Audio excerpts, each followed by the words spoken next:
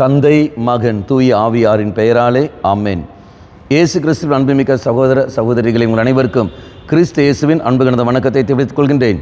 இந்த நற்செய்தி பாகமானது மார்க் நற்செய்தி 6ஆம் அதிகாரம் 30 முதல் 34 வரையில திருவாக்கியங்கள்.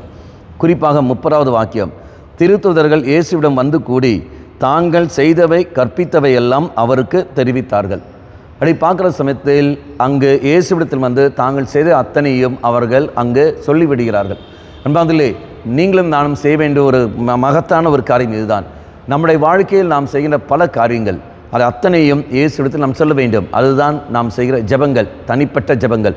நம்முடைய குடும்பக்காரை காலையில் நாம் போய்விடுகின்றோம், மாலையில் நாம் வந்து விடுகின்றோம். அப்போ காலையில் போய் பல பணிகளெல்லாம் செய்துவிட்டு குடும்பத்துக்கு நாம் திரும்பி வருகின்ற சமயத்தில் குடும்ப அங்கத்தினர்கள் எல்லாம் ஒன்றாக அமர்ந்து கொண்டு, இதோ ஆண்டவரே, இந்த நாளில் நாங்கள் இப்பேற்பட்ட காரியங்கள் நாங்கள் செய்தோம், இந்த மனிதர்கள் நாங்கள் சந்தித்தோம், இப்படியெல்லாம் நடந்திருக்கின்றது, உமக்கு ஏற்றபடி நாங்கள் செய்திருக்கின்றோமா? செய்தால் நன்றி செலுத்துகிறோம். ஒருவேளை உமக்கு எதிராக நாங்கள் பாவம் செய்ய சூழல் ஏற்பட்டது என்றால் இதை மன்னிப்பு கேட்கின்றோம். இது எல்லாமே எப்போது நடக்கும்? எல்லாமே அந்த குடும்ப ஜெபத்தில். அப்போ நீங்களும் நானும் அந்த குடும்ப ஜெபத்தில் பங்கெடுக்கின்ற பொழுது அந்த நாளில் நடக்கிற எல்லா காரியங்களிலும் இறை பாதத்தில் விட்டு கொடுக்கின்றோம். அல்லது ஜெபம் ஆனது அங்கு அபிஷேகமாக அங்கு மாறும். இப்போ நம்முடைய வாழ்க்கையில் நாம் சிந்திக்க வேண்டும்.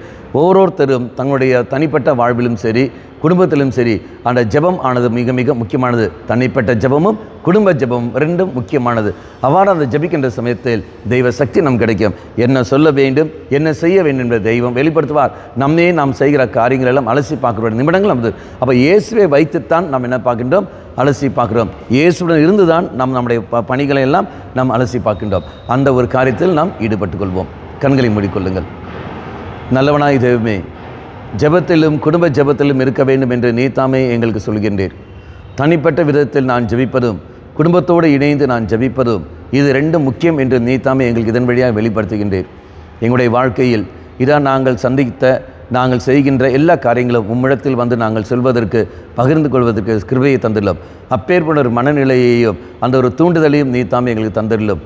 ஆண்டவரே, எந்த சூழலும் எந்த நிலையிலும் உம்மை விட்டு நாங்கள் பிரியாமல், உம்மை விட்டு நாங்கள் அகன்று போகாமல் இருக்க நீரே எங்களுக்கு துணை புரியும். மாதாவே, விசேஷமாக எங்களுக்காக பரிந்து பேசும். ஆமென்.